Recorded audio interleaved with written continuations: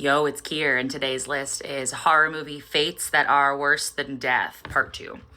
These are obviously all, in my humble opinion, these are worse than death. Obviously, there's gonna be spoilers, because that's the name of the fucking game on the Kier Kills channel, I'm sorry. So I always put a little picture, and you can scroll through and see what movie I'm talking about. And for one, we are starting off with, this is gonna be from a pretty recent one. This is VHS Halloween, which is a great, I fucking loved it in terms of a VHS movie, and the fact that they can't all be winners. I think this had a really good percentage of like winners versus not.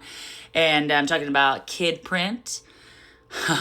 Kid Print right away, starting off with a topic that I don't even know how much I can say about what happens in it without being flagged on this app, because it's pretty gnarly and it has to do with people who are not adults. This one is so fucking gnarly because I just feel like not only what he's doing to them, and the fact that we see so much of it.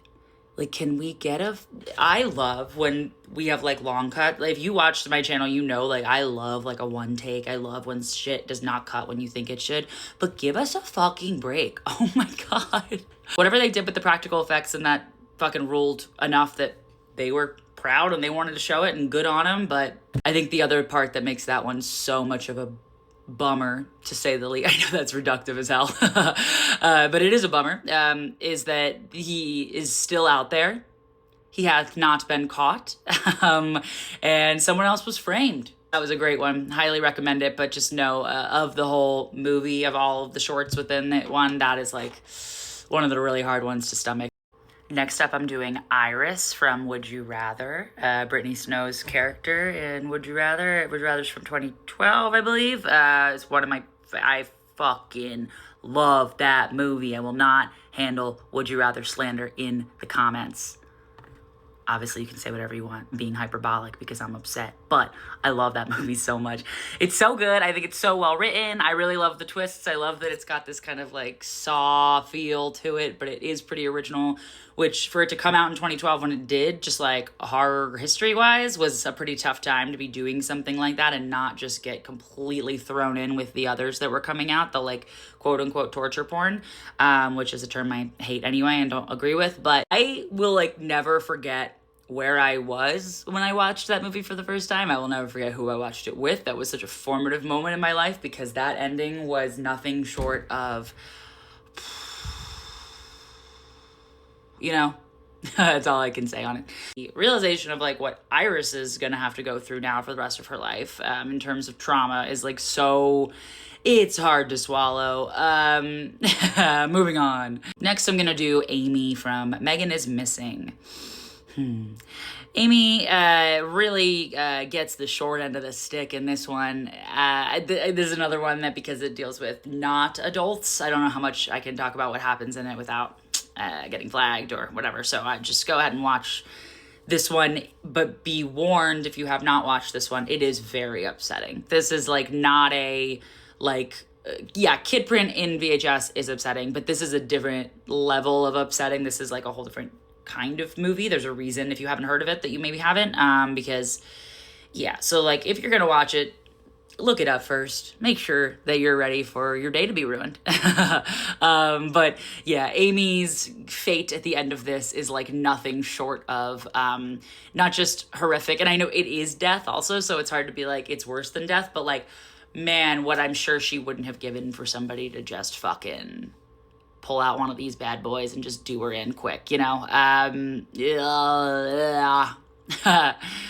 Yeah, I think it's important to take risks and all of that, and I don't feel like it's a movie that entirely bases itself off of like being shocking, like other movies of that kind of subgenre, like a Serbian film or something, where you're kind of like, this is almost like, we get it, edgelord, we get it. You know, this, I don't think Megan is Missing is quite on that level, but it is still, oh, yikes. Oh, imagine I had a collar in that scenario. Oh, pulling my oxygen. Oh. Next up, I am doing The Mist. David's ending in The Mist. Talk about a character who sure probably wishes that he was dead, and got to go with his friends and family.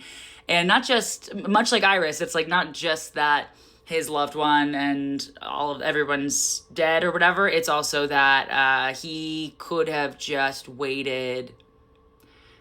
What would you, if you've seen the movie, what would you say? 30 seconds, maybe a minute? And that's a tough pill to swallow. I'm a pretty impromptu bitch myself, so I think about that one a lot. I don't know how he's gonna sleep at night or ever again without being medically sedated for the rest of his life. I don't think he's gonna have like legal repercussions for what he did, because again, like, who could really blame him? And I don't know, whatever. It's a lot to get into, but I think he's gonna never forgive himself forever. And who amongst us fucking could, dude?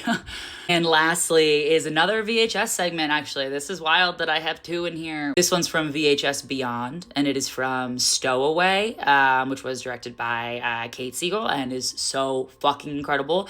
But it is, when you think about what that person, Hallie, I believe her character's name is, when you think about what her quality of life is, and even life is a pretty fucking strong term there.